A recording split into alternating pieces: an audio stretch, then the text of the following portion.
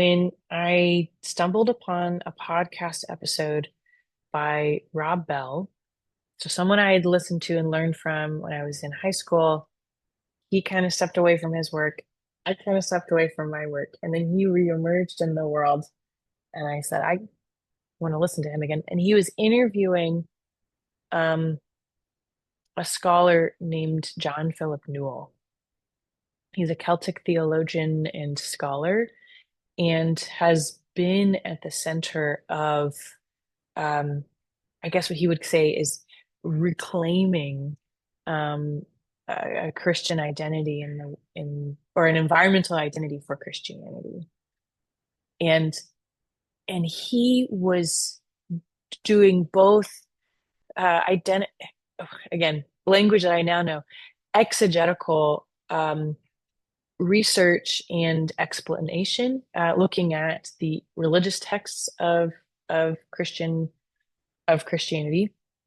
and being able to pull out all of these connections, or are identifying it. Here it is, clear as day, that even the foundation of this religion, these texts are exclaiming glory for and connection to the natural world.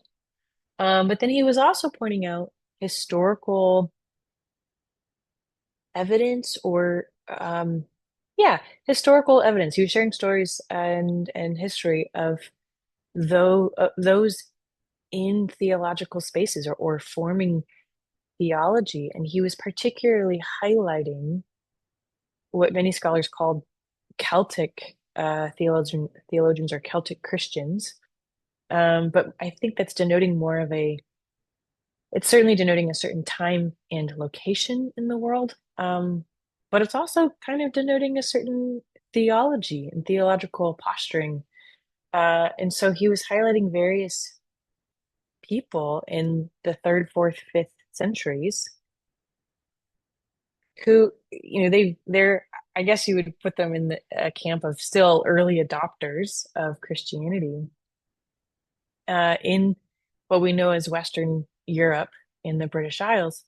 Um, it was an obvious connection to say the natural world is front and center to our understanding. In fact, um, Philip Newell says, and I think he's borrowed this from somewhere, um, that the Celtic tradition says that there are two books to learn from.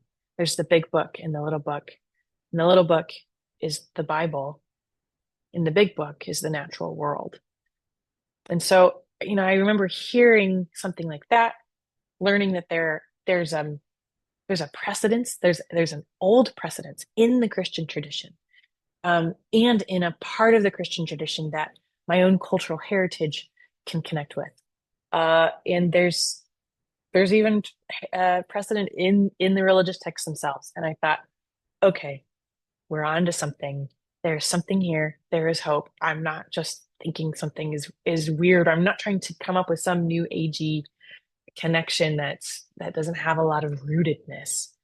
Um, and so that was really what I was kind of grasping onto as I went into then grad school, or rather, it even inspired me to go into grad school, to say, let's do more research. Let's figure